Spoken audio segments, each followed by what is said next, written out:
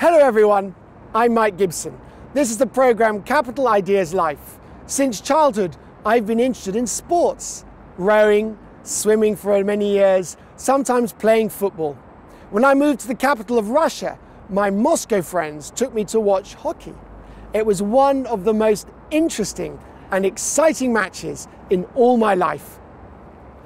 Today in our program, we'll tell you all about hockey, the favorite sport of Muscovites.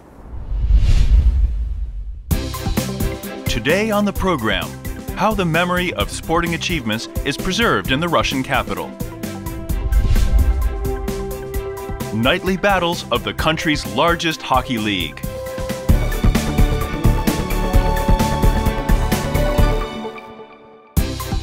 Hockey is probably the most beloved sport in Moscow and across Russia. By number of fans, it surpasses even soccer. Statistics reveal that almost 60 million fans regularly watch the sport where puck meets ice. Despite its massive popularity, this sport appeared in Russia relatively recently. December 22nd, 1946 is considered the official birthday of Russian hockey. That's when several major cities of the Soviet Union, including Moscow, hosted the first USSR Ice Hockey Championship matches. This season is an anniversary for Russian hockey, the 75 years history of the development of this popular sport in the USSR, and Russia is kept here in the Museum to the Glory of Hockey, next to the arena of the world-famous Moscow hockey club, CSKA. The museum began its work on May 6, 2016. The opening was timed to coincide with the start of the 80th anniversary of the Ice Hockey World Championship, which was held in Moscow.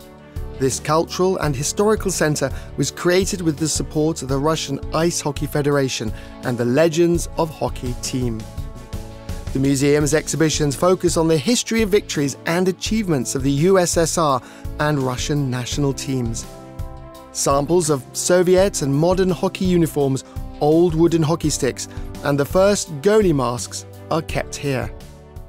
What's the most interesting thing here? In our museum, we have the very cup which started the history of Soviet ice hockey, the Cup of Champions of the Soviet Union, which was first presented in January 1947.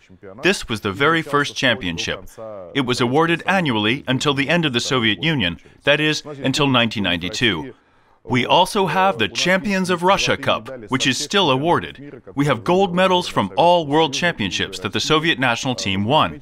It should be noted that no one in the world has won more than our team. The USSR and Russian national teams have won a total of 27 gold medals at the World Championships and had 9 victories at the Olympics. Only Canada can match that number of medals. In 1972, the two great teams played 8 friendly matches, 4 of which were held in Moscow. In the history of world sport, this tournament is commonly referred to as the Super Series of 72. The competition between two of the strongest teams on the planet changed North American perceptions of hockey in the USSR and influenced the further development of this team sport. From 1963 to 1972, the Soviet team won 9 world championships, 8 European championships, and 3 Olympic Games in the span of 9 years.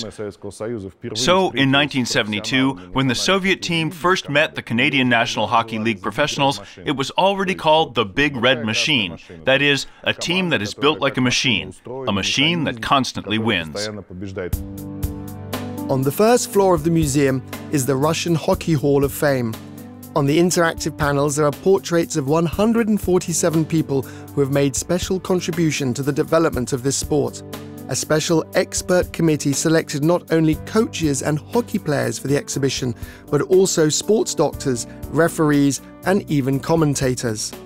In addition to excursions, there are meetings with hockey legends and film screenings. And a table hockey championship is also held here. Oh, goal! So let's play some table hockey. Everything here is just like on the real hockey field, just reduced in size several times. The size of the hockey field is usually 56 meters by 26 meters. 2 teams of 6 people play, 1 goalkeeper, 2 defenders, and 3 forwards.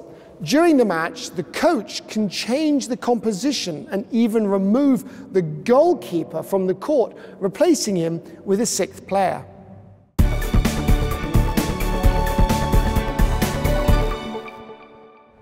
To become a professional ice hockey player, it's not enough just to train a lot. You need to start doing this sport from an early age in order to become comfortable on the ice as soon as possible and to start practicing technique and shots. In Moscow, there are many sports schools where children of all ages are successfully learning sports. We're going to one of these places today, so we're off to visit the sports school Marina.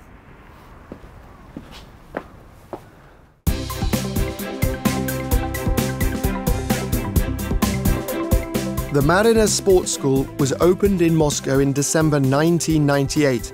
It has 2 main specializations, ice hockey and figure skating. Now the school trains about 600 children from 5 to 18 years old. In total, in Moscow, there are more than 5,500 boys and girls involved in similar sports clubs. To date, the oldest players in Marina were born in 2005. At the end of this hockey season, they will graduate from the sports school. So you have graduates. What's next for them? Well, it depends on the guys themselves. There will be guys who will make hockey their whole lives in the future. There are guys who are suitable for junior teams. Now, at the end of the year, before graduation, we'll look at who's going to try out. Among the future graduates of the Marina School is Yegor Vycherov. He started playing hockey at the age of 6. During his training, Yegor changed several schools and now plays in the position of forward at Marina.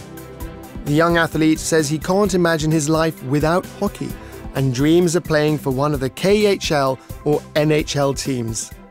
I want to play in the team of the university, in Plekhanovsky University. They have really great team and really strong players there.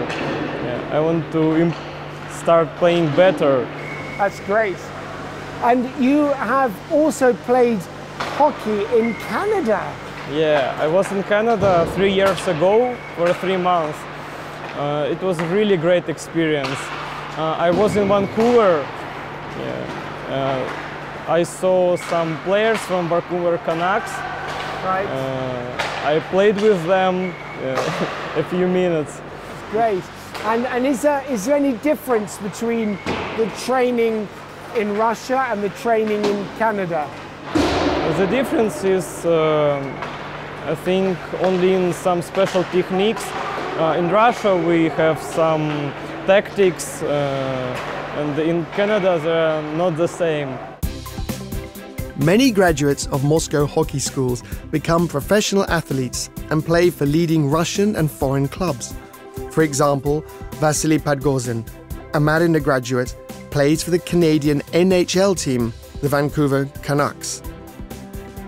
Also, the whole world knows the famous Alexander Ovechkin of Washington Capitals, a pupil of Moscow Dynamo. Both of these players became professional athletes through the hockey schools of the Russian capital.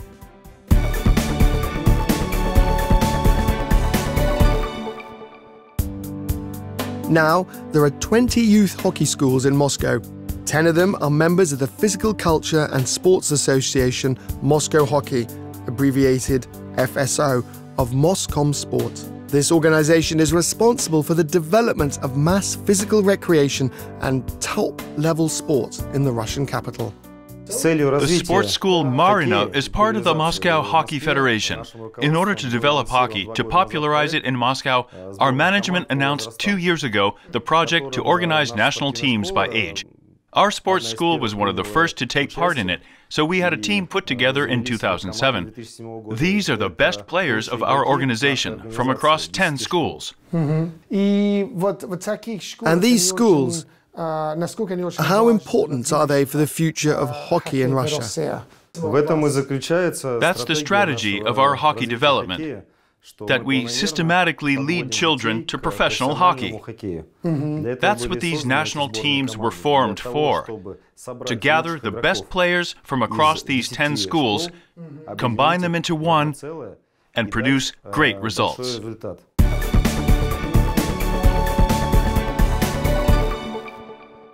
Now we're going to visit another unique place associated with hockey. This is the Museum of the Glory of Sports of Hockey Veterans, which was created by the president of the Sports Support and Development Fund, Veterans of Sport, and veteran ice hockey player Alexander Starosin. He has dedicated his entire life to this sport. Alexander Pavlovich started playing hockey in the CSKA school when he was a child. For more than 64 years, every day of his life has been connected with this sport. For a long time, Alexander worked as a coach at the Marina Sports School, where he trained more than 300 pupils. In addition to children, he also coached adults, amateur hockey players, and headed the Russian capital's government team.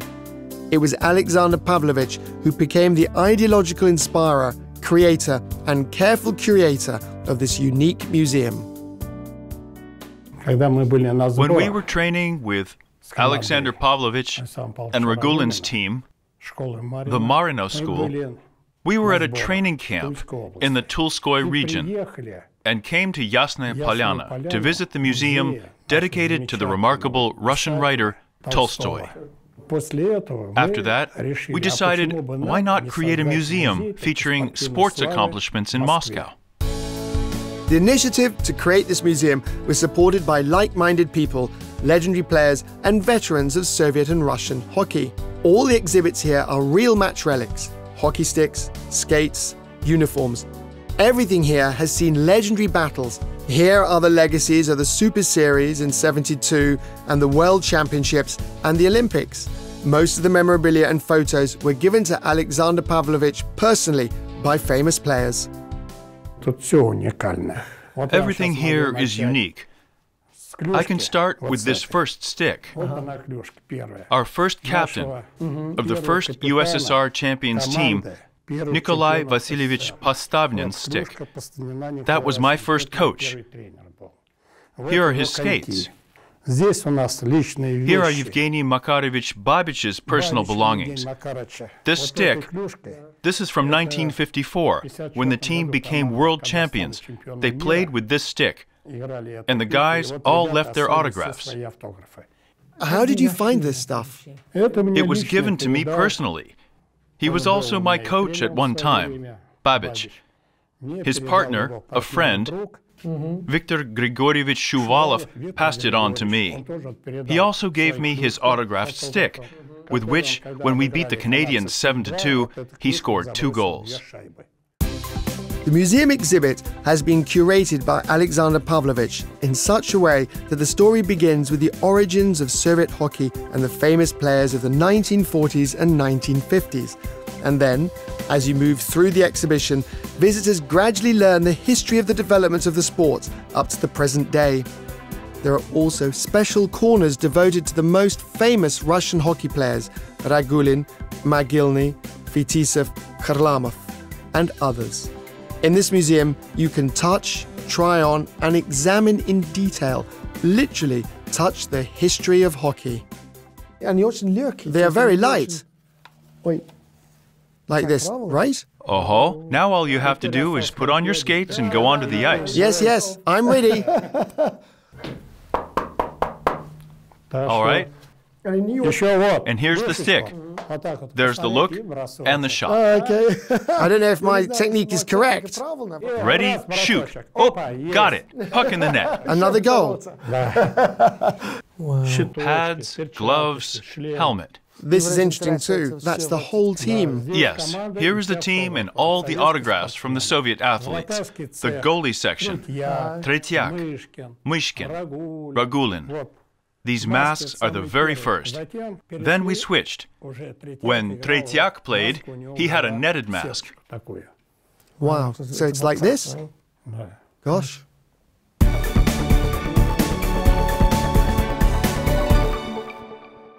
Today, together with you, I learned a lot about the history of Russian hockey. I met amazing people who've devoted their whole lives to this sport.